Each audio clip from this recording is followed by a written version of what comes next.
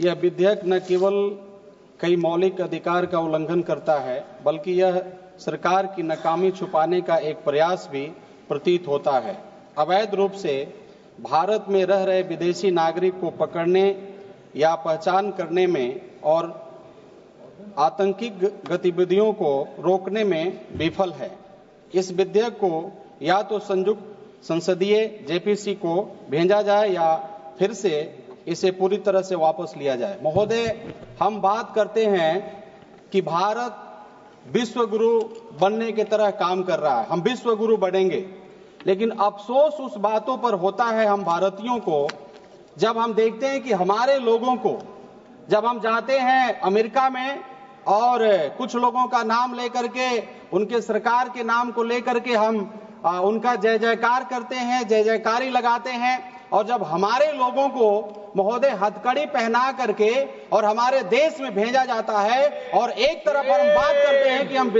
हम दुनिया का विश्व गुरु बनेंगे, तो अफसोस होती है महोदय। एक चीज और मैं कहना चाहता हूं, कुछ हमारे मित्रों से मैं सुन रहा था महोदय अतिथि देवो भव का बात, उसके बाद और सुन रहा था महोदय वसुधैव कुटुंबकम का बात। महोदय, जब इस प्रकार के बात हम लोग सुनते हैं और जब पता चलता है कि 11 साल से ये बातें हो रही हैं कि विदेश में रह रहे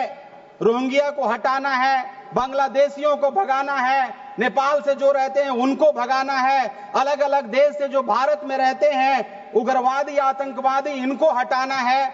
तो महोदय अफसोस आता है कि 11 साल से हमारी ये सरकार, आदरणीय हमारे प्रधानमंत्री जी केवल बोलते हैं, लेकिन अभी भी महोदय बहुत सारे ऐसे उग्रवादी हैं, बहुत सारे ऐसे आतंकवादी हैं, बहुत सारे ऐसे इलीगल लोग हैं जो भारत देश में रहते हैं और समय समय पर वो आतंक को बढ़ाने का काम करते हैं। कौन रोका है महोदय? एक हमारे मित्र अभी बोल रहे थे, कांग्रेस के बारे में नाम लेकर के हमारे पार्टी के बारे में बोल रहे थे, कौन रोका है आपको? 11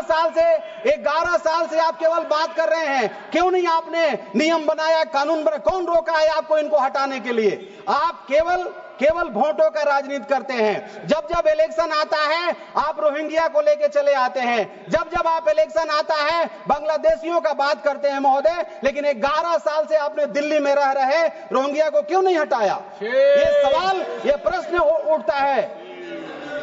आप एक चीज और मैं चेयर पे एड्रेस कीजिए महोदय मैं आप ही को कह रहा हूं,